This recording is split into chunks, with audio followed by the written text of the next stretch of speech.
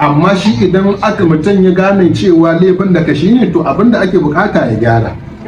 To mu dai kin san ni a na mahangar wani lokacin da ka mazan a yau muke muku wata an kyanta kishiyarta ita ce sarauniya an kyale ɗayar a gefe ta zama mujiya.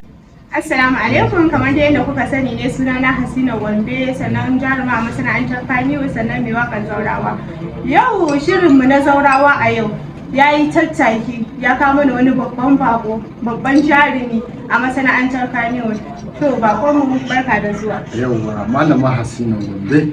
To assalamu alaikum masu kallon mu da masu sauraron mu. Yau dai gani Allah ya kawo ni wannan tasha mai suna Hasina Gombe TV.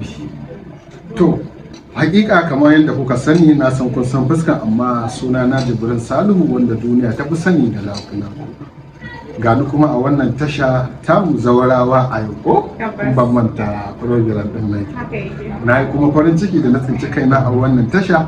Sabanin a baya ina kallon ana tattaunawa da wasu daga cikin yan uwana jarumai masana'antar Kaniwu da sauran kuma fitattun mawaka har da waɗanda ma mutanen gari. To gani a wannan tasha ina sauraron tambayar da za a yi muku wannan. To da farko dai muna godiya da amsa gayyatar mu da kai. To masha Allah. Sannan muna da tambayoyi ne kamar uku haka zuwa hudu. Tambaya ta farko. Ina ne kake ganin matsalar da take sawa ake mutuwar aure? Bangaren mace ne a ko bangaren namiji? To hakika kowane bangare idan kika tambaya ko kika ji na bakinsa za ki ji ya ce daga bangare kaza ne. Idan kika samu namiji kika ce me yake ganin yake kawo saurin mutuwar aure, namiji sai ce miki daga mata ne. In kika tambayi mace me take ganin cewa me yake saurin kawo mutuwar aure, za ta ce miki daga maza ne. To ina fuskance ba kowanne baya so a ce laifin. Yau ba wanda yake son dama a ce ga laifin da wani sa'ilin zaki ga namijin mace tana buƙatar kayan kwalliya bai mata ba. Wani kuma zai so ya kawo ita kuma macen ita ma a nata bangaren zaki ga ba za ta sa ta yi wannan kwalliya ko ta sa suturan nan ya gani a cikin gida ya ji zuciyarsa ta yi sanyi ya san cewa ya aure mace mai tsafta, ya aure mace mai kula ba, sai lokacin da za ta tafi unguwa wato biki ko suna ko gidan kawa. Amma idan ba wannan lokacin za ta tayi wannan tafiyar bane, haka za ta zauna a gidan biji-biji har ya je kasuwa ko ya je ofis ya dawo ya tarar da ita wannan biji-bijin.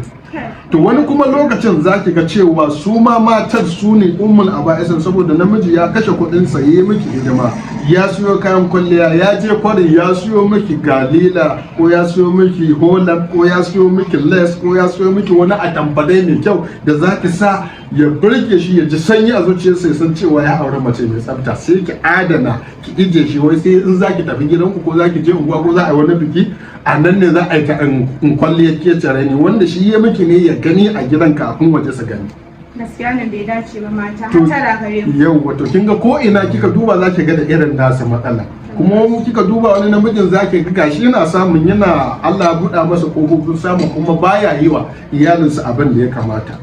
To wanda kuma in ka kyautata wa iyayenka, ka kyautata wa iyalanka, to haske fa za ka ranka gani a harkokinka na yau da kullum. To shi yasa za ki ga ko ina da nasa matsalan, daga mazan har matan kowane bangare sai ka tabo akwai irin nasa matsala. To gaskiya ya kamata a gyara daga mazan har mata kowa ya kawo canji. Sannan tambaya ta biyu, wai me yasa ku maza idan kuna son bazawara za ku aure ta, to idan tana da 'ya'ya kamar yaran da ake cewa agola, sai mu namiji ya ce wai shi ba zai auri wannan matar da zo masa da wannan 'ya'yan ba, menene hujjar haka? Ni ana wa tunani idan mutum yana son mata to fa tabbas yana son ɗanta.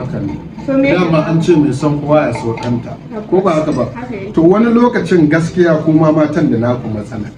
Dalili shi kila wanda zai aure kin shi ma yana da arzikin 'ya'ya da Allah ya bashi, kuma ba ɗaya ba ba biyu ba. Ko ba haka ba? To waɗanta in ta zo da nata maimakon shi ya karɓa nakin an haɗa da nasa, maimakon ki kula da su duka ba wani bambanci, ba kabilanci, ba tribalism maki na bature, to sai kuma ya zama cewa ita wannan mace da ka auro hankalinta ya karkata akan ta kyautata wa 'ya'yanta, ba za ta kyautata wa haka ba. to a nan bangaren shi ma wani namijin yake ganin ya ga abin da ya faru da wani, aka ce idan gemun dan uwanka ya kama da wuta yi sauri kafin shafa naka ruwa, ni kuma ni ne ma tsoma ma ni na gemun na nan to kin ga ka'ida kenan.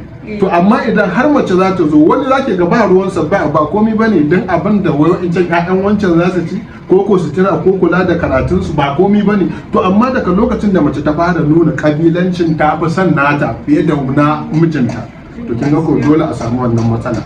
To idan ku har ba wannan matsalan zaki ga an zauna lafiya, ba duka aka tare aka zama ɗaya ba. Don haka ma kuma mata ku daina hukunci da cewa waɗansu malajan ba sa son ƴaƴanku.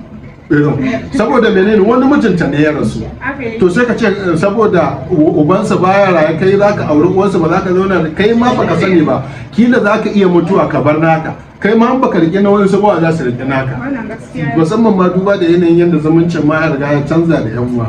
Amma idan ka yi shi alkhairi duk inda ka yi shi baya faɗuwa ƙasa banta, ai shi yasa to don haka ko ina da nasa matsala. Ni kuma kiran da zan yi annan, idan matar duk macen da mijinta da za ta aura ya ta zo da ƴaƴan, to ta rike da nasa da nata duk ɗaya ba kabilanci, idan aka haka za a samu daidaito. Wannan gaskiya ne. To ƙarshe dai wani shawara za ka ba wa su mazan zawaraye kenan za a ce? Zawarawa, ai da namijin da mace duk zawarawa. Ok, to wani shawara za ka ba da ƙarshe? A zawarawa maza ko zawarawa mata? Dukkan su muna buƙatar ka ba su shawara. To duka zawarawa mata idan an yi wannan auren, ke dai bazawara da za a aure ki ya zama na cewa an aure ki ne ba kin aure wannan namijin ne dan auren kashe wuta ba. Kuma a lokacin akwai masu ke kuma lokacin da aka yi wannan auren, to ku haƙuri ku zauna lafiya da mijinki. Ka gane, ki zauna lafiya da mijinki, biyayyar aure a tsakaninki da mijin, kai kuma ka kyautata mata haƙoƙin duk da ka sani nata ne kai kokarin saukewa, ke ma duk haƙoƙin da kika sani nashi ne akan kike kokarin saukewa. Wannan kiran da zan yi kenan, a zauna lafiya, kuma duk abin da aka son za a zo ma mace ta ji daɗi a zuciyarta. To amma kun san mu ma maza, idan haka kuna son ku zauna da mu lafiya, to ku ranka kyautata mana, ku faranta mana, yi na yi bari na bari. To dai kuna ji, ya kamata mata a dinga kyautata, sannan mazan masu kyautata. To ai shi da ma namiji in dai Allah ya goda masa kokarin sa ga ya faranta wa. Su ma matan haka ne ai. To ai wasu matan su kana musu ba sa gani.